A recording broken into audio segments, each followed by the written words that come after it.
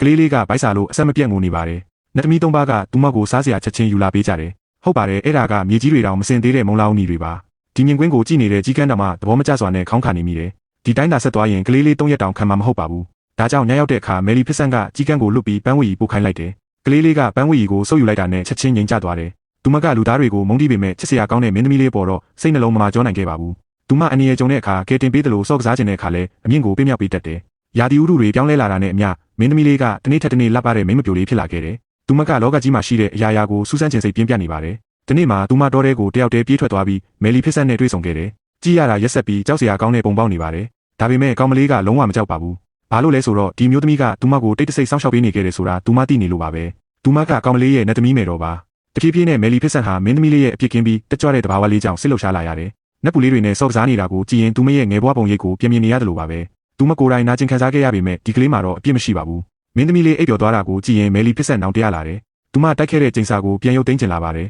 ။ငါးကျိန်စာကိုပြန်ရုပ်သိမ်းနေပြည့်ပြည့်သွားပါစေတော့။ငါးကျိန်စာကိုပြန်ရုပ်သိမ်းနေပြည့်ပြည့်သွားပါစေတော့။ဒါပေမဲ့နှုတ်ကထွက်ပြီးသားကျိန်စာဟာဖိတ်ဆင်သွားတဲ့ရေလိုပါပဲ။အခုတခုတည်းသောနေလန်းကတော့ကောင်မလေးကိုစစ်မှန်တဲ့ချစ်ချဖွေပေးပြီးစစ်မှန်တဲ့ချစ်နန်းတဲ့ကျိန်စာကိုဖြေဖြတ်ဖို့ပါပဲ။ဒီနေ့မှာမြင်းဖြူစီးထားတဲ့မင်းသားတစ်ပါးတောထဲမှာမျက်စိလဲသွားတယ်။မင်းသားနဲ့မင်းသမီးပထမဆုံးအကြိမ်ဆုံတွေ့ကြပြီးချက်ချင်းတန်ရောစင်တွေ့သွားကြတယ်။ဒါပေမဲ့ကိုယ်တိုင်ကြုံတွေ့ခဲ့ဘူးတဲ့မယ်လီဖစ်ဆန်ကတော့လောကကြီးမှာစစ်မှန်တဲ့ချစ်ဆိုတာမရှိဘူးလို့ယုံကြည်ထားတယ်။ဒါကြောင့်လေသူမကအစကတည်းကကျိန်စာတိုက်ခဲ့တာပါ။မျက်စိတမိတ်အတွင်းမှာပဲမင်းသမီးလေးရဲ့16နှစ်ပြည့်မွေးနေ့ရောက်လာခဲ့တယ်။နှစ်သမီးသုံးပါးကမတော်တဆရှိုးဝက်ချက်ကိုဖွင့်ပြောမိလိုက်တယ်။မင်းသမီးလေးသူ့တိတ်အကြောင်းကိုသိသွားတယ်။သူမလုံးဝမယုံကြည်နိုင်ဖြစ်သွားတယ်။သူမအလေးစားဆုံးနှစ်သမီးမယ်တော်ကသူမပေါ်အဆိုးရွားဆုံးကျိန်စာတိုက်ခဲ့တယ်ဆိုတာကိုပေါ့။သူမမယ်လီဖစ်ဆန်ကိုမေးမြန်းဖို့တောထဲကိုပြေးသွားခဲ့တယ်။မယ်လီဖစ်ဆန်ရဲ့နှုတ်ကနေအတီးပြုတ်လိုက်တာကိုကြားလိုက်ရတော့မင်းသမီးလေးပြိုလဲသွားပါတော့တယ်။မဟုတ်ဘူး။ငါ့ကိုမထိနဲ့တင်ကကဘာလောကရဲ့မကောင်းဆိုးဝါးပဲ။ဒေါသတကြီးနဲ့သူမရဲတိုက်စီပြန်ပြေးသွားတယ်။ဒါပေမဲ့သူမကိုစောင့်ကြိုနေတာကဖခင်ရဲ့လွန်ဆူတန်းတဲ့ပွေးဖက်မှုမဟုတ်ပဲအေးသက်တဲ့အချင်းချမှုပါပဲ။ကျိန်စာရဲ့နှိပ်စက်မှုကြောင့်ဘရင်ကြီးဟာယူတိုစာပြုတ်နေပါပြီ။ဒါပေမဲ့ကံကြမ္မာဆိုးရဲ့နေ့ရက်ကရောက်လာခဲ့ပါပြီ။ကျိန်စာကြောင့်မင်းသမီးလေးဟာပြူစားခံထားရတယ်လို့လှုပ်ရှားရင်းမြေအောက်ခန်းကိုဖျက်ကျော်သွားတယ်။ပြီးတော့ဘိုင်းငင်းဆက်စီကိုရှောက်သွားတယ်။ချွန်ထက်တဲ့အက်ကမင်းသမီးလေးရဲ့လက်ချောင်းကိုစုမိသွားတယ်။ကျိန်စာကစတင်အသက်ဝင်လာပါပြီ